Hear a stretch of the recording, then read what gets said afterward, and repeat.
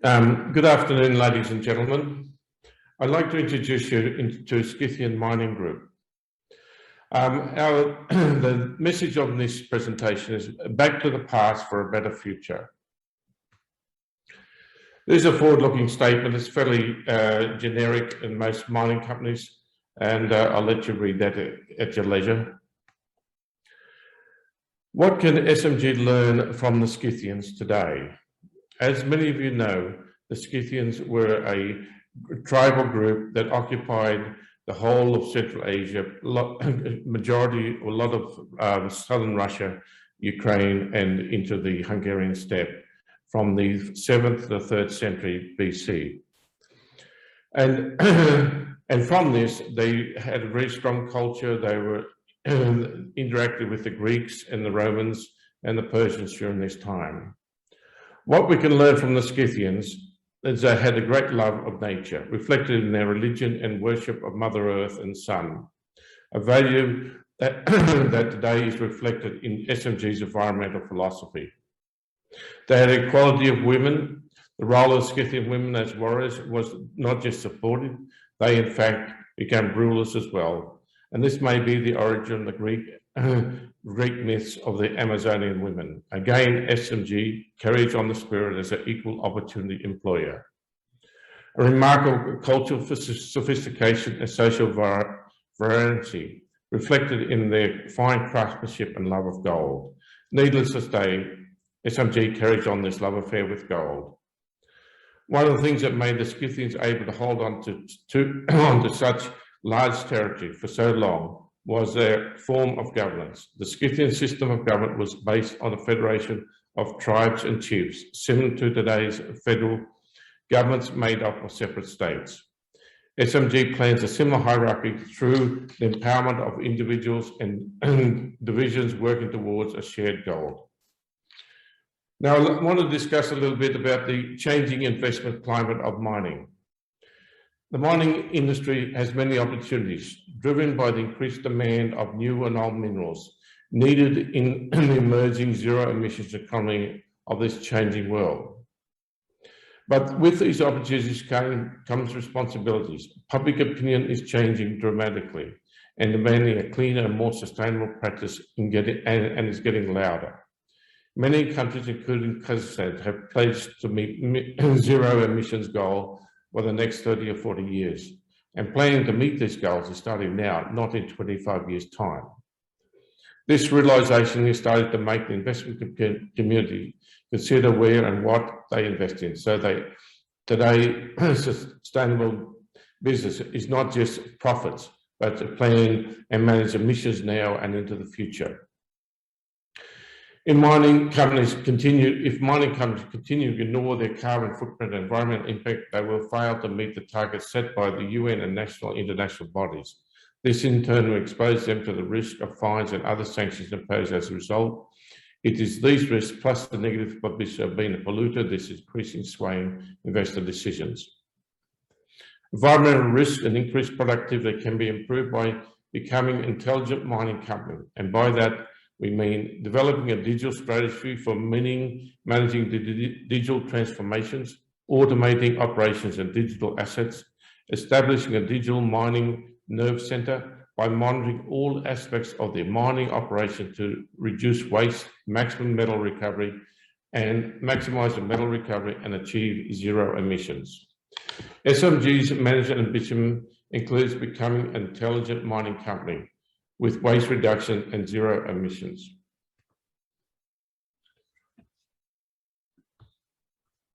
Following our Scythian heritage of preserving our future, SMG is creating a green, self-funding mining growth platform in Central Asia. SMG is committed to clean mining, no cyanide, as well as emissions-free mining, using either certified emissions reductions or opting for a 25 megawatt solar or wind generation systems. SMG are very conscious of our Scythian love of gold and nature and has developed business strategies to reflect this heritage, as SMG's whole business involves finding and reaping the rewards of the Earth's riches. Then it is SMG's responsibility to also give back and protect the Earth. SMG has two near production gold assets, which have been selected because of low OPEX and CAPEX costs based on simple open cut mining and metallurgy. Each of Caucus and Actas have 70 to 74% gold recovery from the oxide zone and 47% gold recovery in the transition ore using intended gravity circuit like a Nelson concentrators. Once the oxide is mined, SMG will switch to tank leaching using clean mining technology solution instead of cyanide. These gold projects are the cash generating engine to drive a pipeline of projects to be developed by SMG's knowledge of over 25 years on the ground in Central Asia, with both tag and porphyry style deposits being a preferred exploration model. The production target is to increase gold production by 2028 to 240,000 ounces per annum.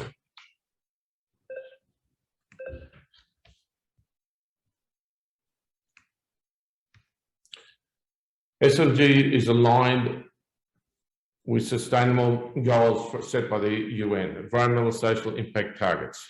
These targets are listed below. As mentioned before, clean gold is out using cyanide is one of our production targets, and zero emissions. Also, commitment to local suppliers, establishing mine camps in local towns, local employment and training for specialised roles, and payment of employee income tax to return money back into local communities, encouraging local share ownership and investment in education. All of SMG's local employees have shares in SMG. Investment in education, upgrading computer systems, commitment to children's education at the CAS and other isolated communities, investing in local healthcare needs and sponsorship of sporting activities.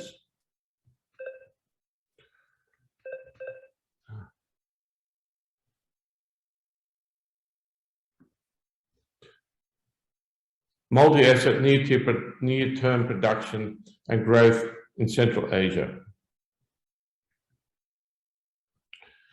A clear pathway for production in 2024 of 60,000 ounces of gold in 2 mining operations.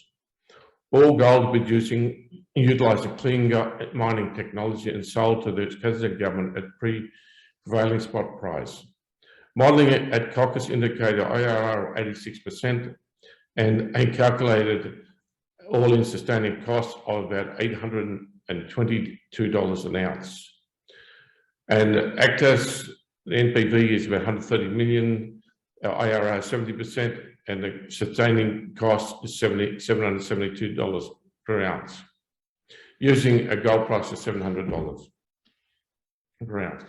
The idea is to double production every 2 years until we reach 2028 and reach a target 240,000 ounces per annum.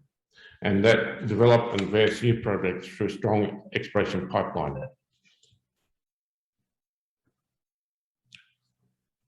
Near-term production. Now, we're consolidating these 2 projects. Caucus, we've paid 0.6, has been paid to date, another 1 million to be paid after IPO, and they give us 51%, and the balance paid from production. Actas initial payment of 0.1 million has already been paid, and 0.4 on signing a heads of agreement in next month, and the 2 million on IPO, the rest from production. At the East Balkans, we are currently at 20% free carried with a Russian company. They're carrying out the work, but we do have an option if they decide to pull out to joint venture and earn back in.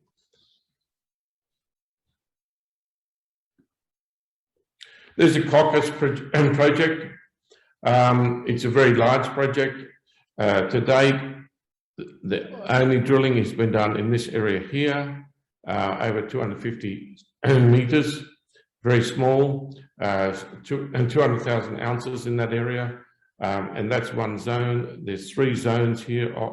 We call that Caucus 1, there's Caucus 2 and Caucus 3, parallel, sub-parallel zones in this. And this is the hydrothermal alteration areas from aster images from illite silica alterations, these big areas here, structurally controlled, and the soil samples are also in these areas, on these areas. The strongest soil samples are this area here, and this is where our drilling will be in the next month or so to increase the resource to 1 million ounces. And then following that, there'd be some drilling in these areas here. We're getting 2 grams here, we're getting 0.3 up here in this trench. So that we'll be targeting some of the areas in here as well. We're getting good strong soil anomalies, so we'll be drilling some of those outliers as well. There's a bit more about it. The best intersection at Coccus is to date is from 8 meters, 163 meters of 1.4 grams. At this one, it's more or less going down dip. In 2018, which we SMG drilled this hole here, got 84 meters at 2.26 from 23 meters. And there's miners power to site and water available, but we will still put a solar or wind generator on site. 95% of the ground is prospective to be tested, and we expect it has the potential to be about 5 million ounces ore deposit. The subsoil resource usage contract was renewed in July 21 for another 2 years. Now, project 2 is Actas. This also around granodiorite. Actas 1 and 2 in this area here, and this is polymetal over here. There are only resources in this area here. Now, this area has a mining license already approved to 2033. It has a local feasibility study completed and has 450,000 ounces at a half a gram cutoff on the state balance. The interesting thing about Actas is 74% of the gold is free in the oxide and sulfide zone, so it can be treated fairly cheaply for but from our calculations on using micromine, that we had a calculation lower the cutoff, and we get a resource grade of 1.2 and ounces close to 1,942,000 ounces. So we think there's a very good chance that this deposit can be our first mining operation. There's a couple of cross sections of Actas and a lot of gold in those pits. Project 3, as I mentioned earlier, is the East Bokhash project. And so this is, we worked on this in 2018, and our Russian company liked it so much that they decided to take over the project and left us with 20%.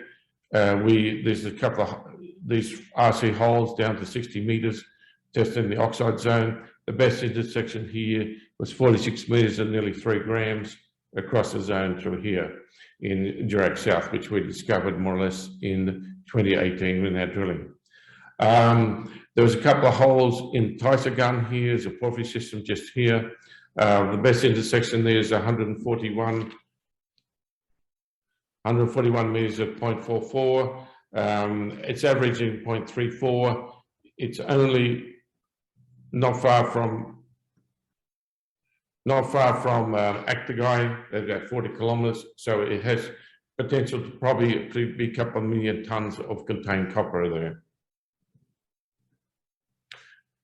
As I said before, this is our plan, get 1 million ounces before IPO at JORC standard at Coccus and also at Actas.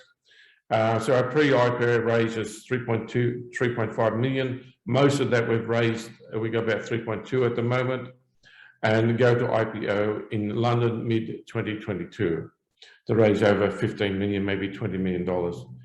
Commence production in 2023, so we upgrade Coccus to 20 million ounces, maybe more, in 2023, and start production at Coccus and Actas in 2023 at a total production of 60,000 ounces. Double every year to 120, then to 240,000 ounces by 2028. The company structure is below. I'll let you go through that. I'm not going to explain that. Self-explanatory.